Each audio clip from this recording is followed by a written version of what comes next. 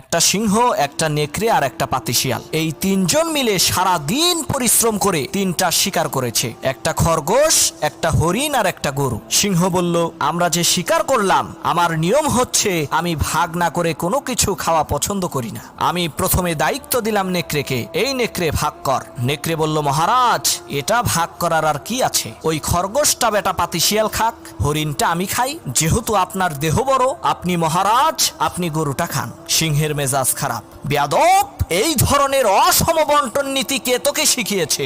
এক থাপ্পড় মেরেছে, নেকড়ের কল্লা 50 হাত দূরে যেয়ে পড়ছে। এবার সিংহ শিয়ালকে বলছে, এই শিয়াল ভাগ কর বেটা। শিয়াল কয়, মহারাজ এর মধ্যে ভাগ করার কিছু নাই, আপনি ব্রেকফাস্ট করবেন খরগোশ দিয়ে, লাঞ্চ করবেন হরিণ দিয়ে, আর ডিনার করবেন গাভী দিয়ে। মহারাজ খুব খুশি। হে রে শিয়াল রে, এত ইনসাফ ভিত্তিক বন্টন নীতি কে তোকে শেখালো রে? শিয়াল বলে, কিছুক্ষণ আগে যে কল্লা দিয়ে গেছে